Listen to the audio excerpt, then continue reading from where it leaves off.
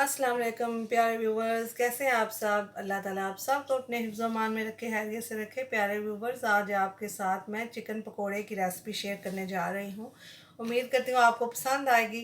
तो चिकन में जो पार्ट आपने लेना है, ब्रेस्ट का लेना है या थाई का लेना है, जो भी आपको अच्छा लगे वो ले लेंगे। मेरे पास हाफ़ kg के करीब है, तो आप कम ज़्यादा कर सकते हैं। और मसालों में मैंने देखें ये मसाले हैं।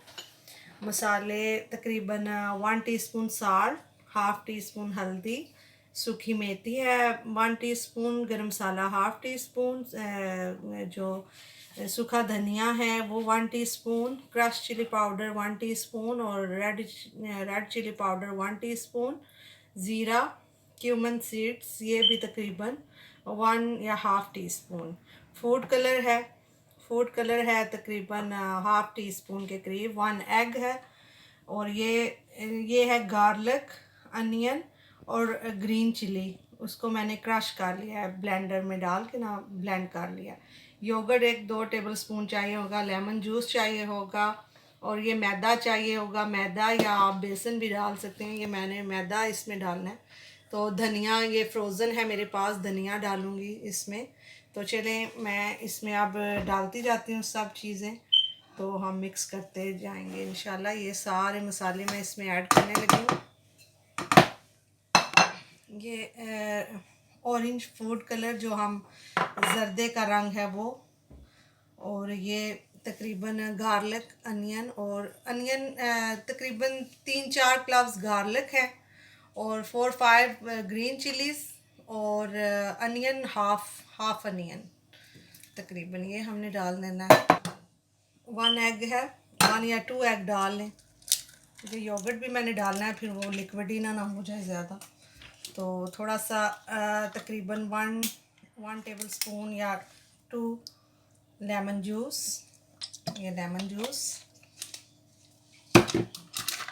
अब ये योगर्ट मैं 2 टेबल स्पून डालूँगी इसमें, 2 टेबल स्पून योगर्ट भर के हमने डालना है।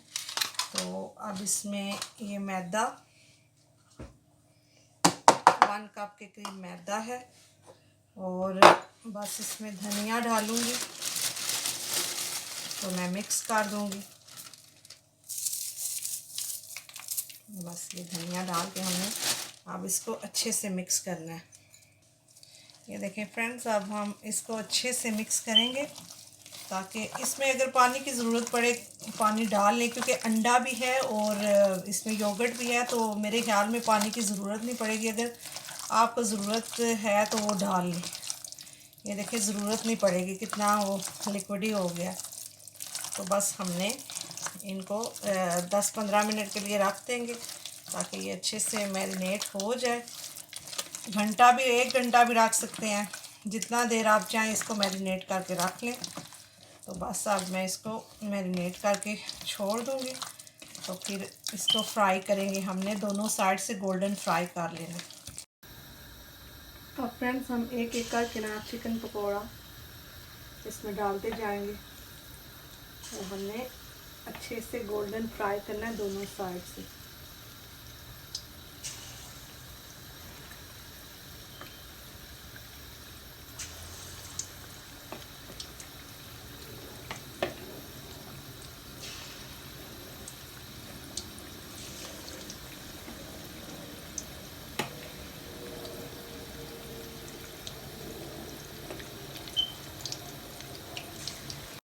देखिए फ्रेंड्स, हमारे चिकन पकोड़े रेडी हैं। तो उम्मीद करती हूँ आपको मेरी ये रेसिपी पसंद आएगी। अपने फ़ीडबैक ज़रूर दीजिएगा, आपके फ़ीडबैक का इंतज़ार रहता है। अपना बहुत सारा ख्याल रखिएगा, दुआओं में याद रखिएगा। अल्लाह हाफिज़।